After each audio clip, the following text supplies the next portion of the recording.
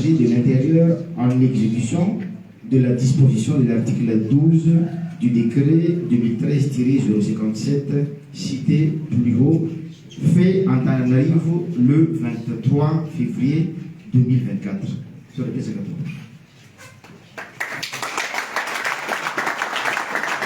Faly miarabatsika rehetra indray mbola tsara karakory basy manahoana salama akory ale salama fa ntegna akory lahaly akory ge akory li akory koa akory rehy ragnitsy akory izy io raha ny zavatra hozaraintsika androany moa dia toetra ara politika no boasiboasitsika androany izay hita amin'izao fotoana izao amin'ny réseaux sociaux fa ny fizarany ireo collectif des candidats manko teo aloha fa lasa collectif ho an'ny malagasy ary ihany koa amin'izao fotoana izao misy atao hoe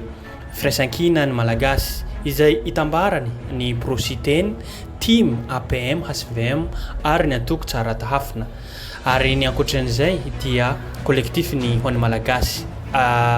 izareo reto dia nivondrona ho vonona amin'ny ray hiatrika ireo fifidianana ho avy amin'ny 13 febroary natsangana androany 13 febroary 2024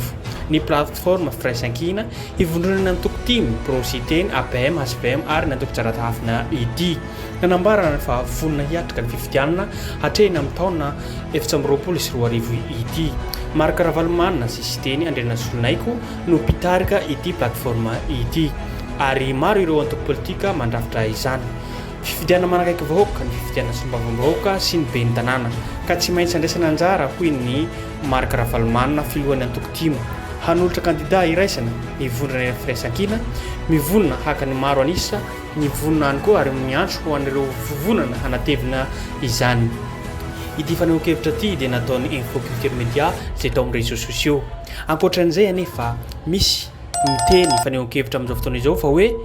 fananina ary ny tamin'ny solombavambahoaka na be ny tanàna no vozay nanjay anjara miovaova ny rivotra politika amin'izao fotoana izao satria ataontsika hoe hambela eo ve ny fitondrana ho an'ny filoha pirenena teo aloha Andry Rajoelina raha tena marina ny fitakina dia tsy niova tamin'ireo collectif 11 candidats reo fa fitakiny tany tandalana nefa hambela eo ve ny fitondrana tsy firefesy mandidy ity dia ho an'izareo daholo na ny sombavambahoaka na ny be ny tanàna nefa amin'izao fotoana izao ity manko manakaiky ny vahoaka ka koa arahina maso ny safidinao ary ity dia fifidianana ifoto ka tokony ho sarobidy amin'ny fifidianana rehetrarehetra na dia teo aza zany hoe hanome légitimité ho an'ny fitondram-panjakana amin'izao fotoana izao ny firotsahana na fandraisana andrara amin'ity raha manga ity nefa kosa ataontsika hoe hijeritsika ivelany dia mandritra ny 5 taona zany tsika hangina ho an'zareo hanao hery famoretana handeha ho aiza moa tsika raha ohatra tsisy solombavambahoaka na be ny tanàna amin'izao aza hitatsika nataon'ireo gendarme na mpitondra fandrakana lehibe izay lehibe ny radrazana izay nisambory zareo gendarme tsy hoviana koa zany fa tamimaly izay tsy nanao ninina fa nitaka ampahamarina ary nitaka hoe aleo ho an'ny malagasy ny firenentsika fa tsy ho raisiny hoentiny vazaha dia izay ihany no entiny ny zareo gendarme sy mpitondra fandrakana ho samborina natao fanadiadiana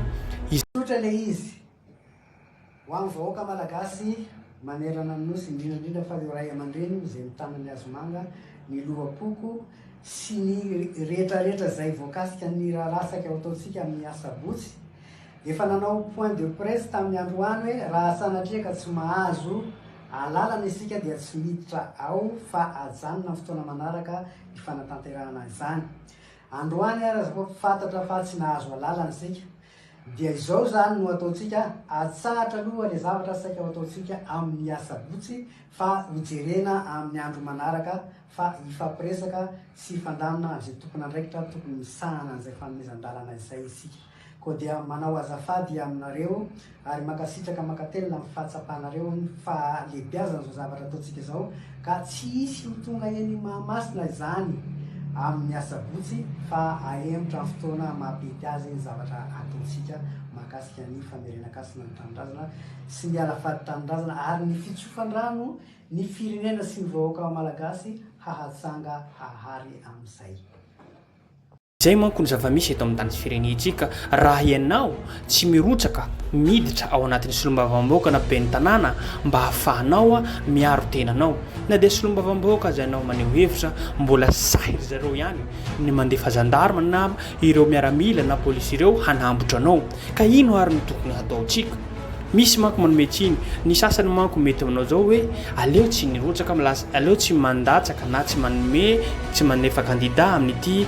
solotena solombavam-bahoaka na ben'ny tanàna na lehibe ny fatra na loholona na président fokotany koa ino ary ny tokony ataontsika raha ohatra ka hoe hangina tsy handatsaka na kandida ohatran'izany koa miangavy re firaisankina ihany no hery antsika rehetrarehetra ty ireo kandida MTS tarihiny président Roland Ratsiraka na MMM tarihiny Hajo eo ihany koa Tia Tanindrazana maro ireo tsy diniditra tao anatin'ny raha ty satria ny taky na mety hoe tsy handrotsaka zareo na ataontsika hoe nandrotsaka zareo raha araka ny hevitra ny hita aloha mety tsy miadry zareo fa noho ny hoe stratégie ihany koa na izay koa no ilaina mety ataontsika hoe zay ny fombafomban'ny politika zany misy rivotra ndraindray anao mitambatra ndraindray anao misaraka mitovy tamy ihany koa tamin'ny 73 député zay nitambarin'ireo team sy TGV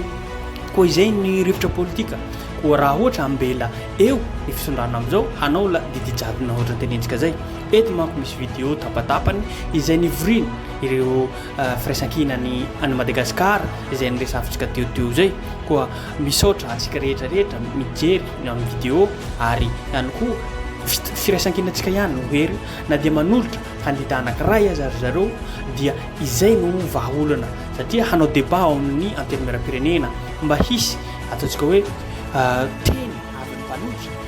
raha ary zohina manko ny tantara zohina ny rehetrarehetra mba hahafahantsika manohitra ny jadona manohitra ny firan-kevitra anankiray koa izay no amin'ny fizarana antsika koa mazoto ihany mijoro amin'ny fahamarinana tsy maintsy miandresitsika tsy maintsy mandresy ndray andro any ho avy ny fotoana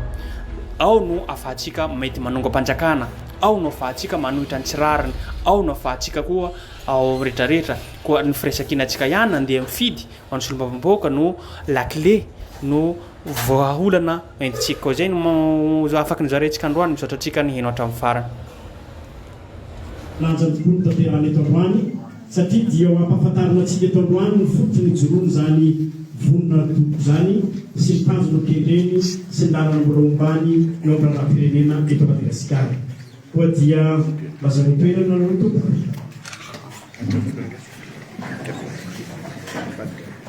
satria moa lalàna dia mamaritra fa ny fanagarana vonona toko dia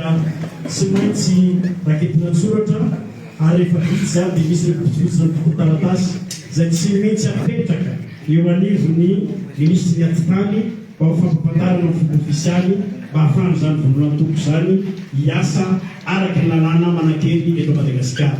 ka dia mpanomboana dia tonga dia hovakinantsika ny fitanana tsoratra amin'ny fananganana zany vonona toko zany miangavanao le matona secrétaire général mba hamaky an'izany taratasy fananganana ny vonona toko firaisankina zany misaotra tompo andena ny karavana manareo président Mamsina Tompo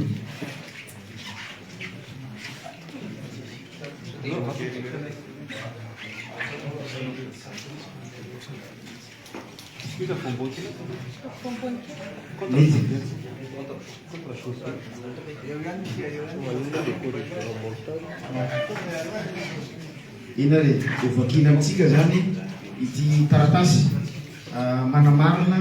ny ataoko hoe ny déclaration na ny fanondroma zany ny fijoroan'ity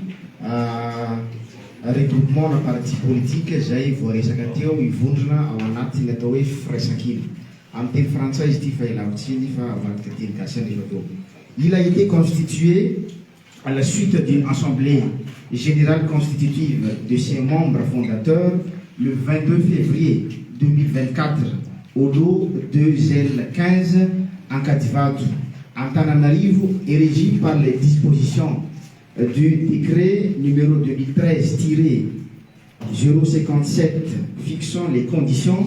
d'application de certaines dispositions de la loi numéro 2011-12 du 7 septembre 2011 relative aux partis politiques.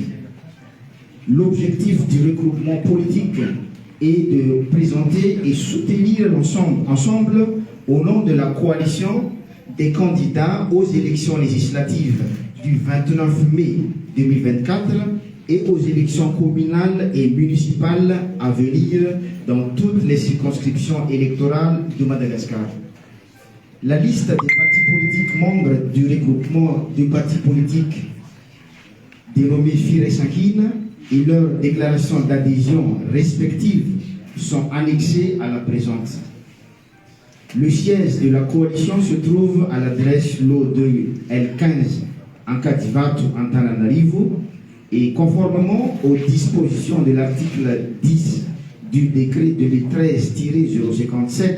suscité, le groupement politique Fire Sankine dispose d'un bureau dont la liste des membres est jointe à la présente déclaration. L'organisation et le fonctionnement du regroupement politique sont fixés par son règlement intérieur adopté lors de son assemblée générale constitutive. La présente déclaration est faite et déposée au ministère chargé de l'Intérieur en exécution de la disposition de l'article 12 du décret 2013-057 cité plus haut, fait en Antananarivo le 23 février 2024. Sur le